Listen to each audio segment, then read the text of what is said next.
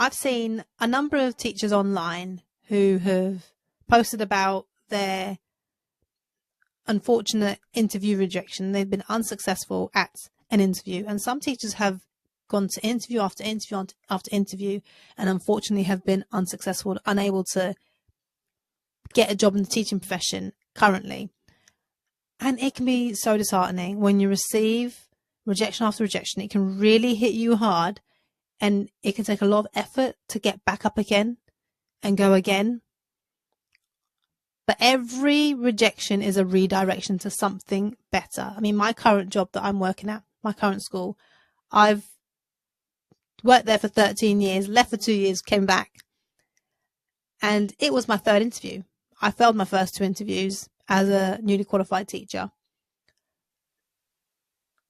And when you are newly qualified and you're desperate to get a job in a school somewhere, desperate to get into teaching and start your career, it can be hard. It can be really hard when you're going against other experienced teachers, and when that may be part of the reason why you were unsuccessful, because you haven't got the experience that they wanted or what they were looking for. But it's also important to remember that when schools call applicants for interviewing, they already pretty much have in mind who they want to hire based on the application. But if you are unsuccessful, ask for feedback. I know it can be hard in that moment when you get the phone call or the email and you've been told you're unsuccessful, and you're disheartened, so you don't really want to talk to them, really. You don't really want to ask for feedback. But it is really important to ask for feedback. Find out exactly what it was that swayed them in their decision making, what it was that led to them not choosing you for that role and not hiring you for that job. Because it's something that you can use and work on and implement next time round. Sometimes, like I said, it will be the fact that you might not have enough experience, and yeah, that's unfair. However, there are schools that will say that that's the reason why they were unable to hire you. But use that feedback to improve your skills. If you improve your interview technique, for example, implement it next time round to increase your chances of being successful at that interview. Now, I do have an episode with a special guest, Annalise Paris, who is a teacher and is also a career success mentor, and she actually helps teachers to land their dream job. She works with teachers in terms of their personal statements and the interview process to increase their chances of getting their dream teaching job. And there will be a link in the show notes for you to listen to that episode next. Now, it is really easy for us as teachers to always pick on the negatives and focus on the negative things, what we're not so good at. But we need to focus on the positives. Look at the positive things that you have done. Value the positive things, the strengths that you have as a teacher, so that these rejections or unsuccessful interviews don't knock your confidence and knock your self-esteem. Before an interview, ask a colleague to give you some pointers. Or, for example, when I went for an interview, before I went for an interview at an SEN school, I asked the Senko at the time,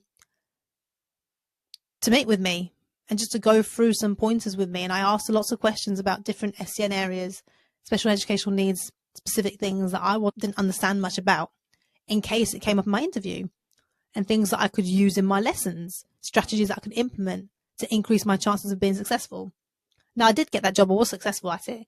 But I definitely think sitting down with my Senko at the time and asking her questions and getting her experience and her knowledge and understanding in certain areas definitely prepared me for that interview and increased my confidence going in to that interview. So definitely seek support from colleagues, even your head teacher, if you do get on really well with them and the reason you're leaving is nothing to do with animosity or anything like that in terms of school, but maybe you want to work nearer to home, maybe you need more time for your family, which were my main reasons for leaving initially. But find out from them what sort of things may come up in the interview process. If there's a task that you have to do, get advice on the task in terms of how to approach it successfully to increase your chances of getting that job and succeeding. Now, as Winston Churchill once said, success is stumbling from failure to failure with no loss of enthusiasm. And it is hard, it is. But don't take that failure or that rejection or that being unsuccessful at a job interview, don't take that personally. Don't take it as a reflection of you as a teacher.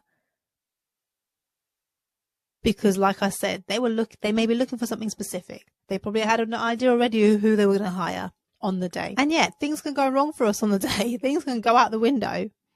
But the right school will find you and you will find the right school. So don't let it knock your confidence.